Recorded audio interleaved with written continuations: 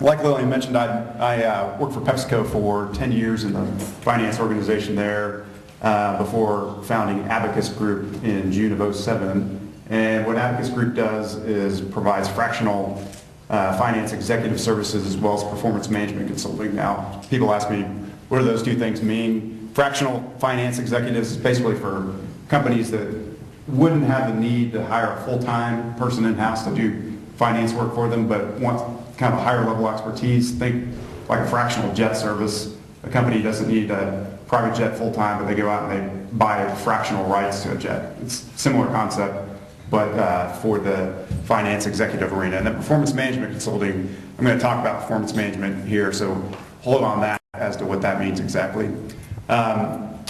Within finance, there are kind of three legs to the finance stool. So the first two of which you're probably very familiar with. Control and compliance would be the first area. That's really the area that CPAs handle. So making sure you're up to all your tax compliance codes and filing correctly. The second piece is funding, which banks handle. And then the third piece is performance management.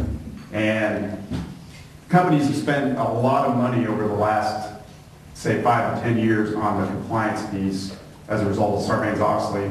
And I think we've seen that that's done little or no good to prevent this recent finance collapse that we've had.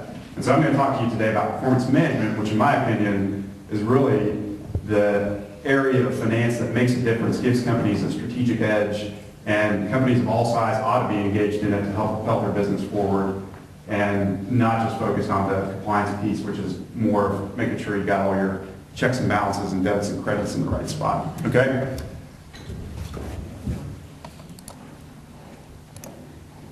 Okay, so first off, show me the money. I'm going to talk a little bit about baseball here this morning in addition to business, and really business within the context of baseball as an example. So does anybody have any idea what this might be referring to? It's taken from a book called Moneyball about the baseball industry, and you've got Oakland A's up here, $500,000, Texas Rangers, $3 million. Anybody have any idea what those dollar figures might refer to? Well, it's probably income for it's a AAA team I heard somebody mention something over here. Average salary. salary. Close. Average salary per player. What it actually is it is the amount of money each of the teams paid to win a game on their payroll. So the Oakland A's were extremely efficient, spending only, and this is from the beginning of the decade, so 2000, 2001, 2002. Oakland A's were only spending $500,000 per win on salary versus the Texas Rangers were spending $3 million per win. So Oakland A's were doing something that was very effective and efficient. And it turns out what they were doing was they were engaging in performance management. They might not have called it that. They might not have known that's what it was called. But that, in effect, is what they were doing. And probably a lot of you are engaged in performance management, even whether you know it or not. Okay, so the different pieces of performance management, there are 4 different pieces, the first of which is what I call align and articulate. So I'll use the analogy of going on a trip. If you've ever sat down with your family and you're trying to plan a trip, the first thing you might do is decide, where do we want to go on vacation? So you're going to sit down at a very high level, say, okay, do we want to go skiing? Do we want to go to the beach? Do we want to go to Disney World? So you pick what you're going to do at a very high level. Okay, we're going to go skiing. We're going to go to Colorado. Bill, I have a question. What's a vacation? Hopefully, after attending this, you'll get such great tips that you'll be able to go and take all the vacations you want. So the first thing, as a family going on vacation, you have to figure out where you're going to go at a very high level. And similarly for business, you've got to come up with your very general target game plan of what you want to achieve, whether that be through mission and vision or some sort of strategy, defining what you're trying to do with your business. Very important step in the process, but very general. The next step is what I call the optimized step. So that brings it down to a lower level of detail. So you said you want to go skiing, it's going to be in Colorado. Okay, how are we going to get there? Do we want to take the kind of slow and scenic route through New Mexico, stopping in Santa Fe on the way up, have a good time, take 2 weeks to get there, then spend a month in Colorado, go skiing, come back, maybe swing through, I don't know, where Kansas, there's not too much exciting to see in Kansas, so you probably wouldn't do that, but, or do you take a plane there, get there, go skiing over the weekend, come back, you're all about hitting the slopes and nothing else. So you optimize within that, plan specific activities and details to help you achieve your goals. Then, the third step would be to understand. So the first two steps are looking out into the future. The third step is understand. So this is where you begin to look at the past and say, okay, did we actually achieve what we were trying to do? And so it said, okay, we want to get up there quickly, hit the slopes, ski as many times as we possibly could over a short weekend. Yeah, we achieved all that. We were able to hit 30 runs over the course of the weekend and got up there and back within the time frame that we had allotted. And then the final step to really pull it all together, again, in the business context or in anything, is reward performance.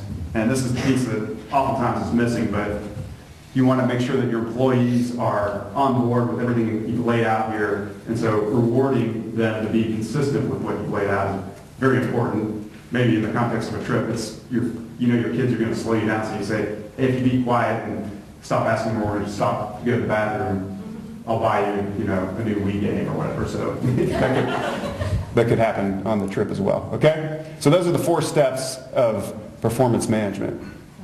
Okay, so getting back to the Oakland A's and what they had done to really achieve high performance. This is just a table of some of their results. So 2000, 2001, 2002, they had an excellent win-loss record. So you look 2000, or year 2000, they won 91 games, lost 70. 2001, won 102, lost 60. Similar results in 2002.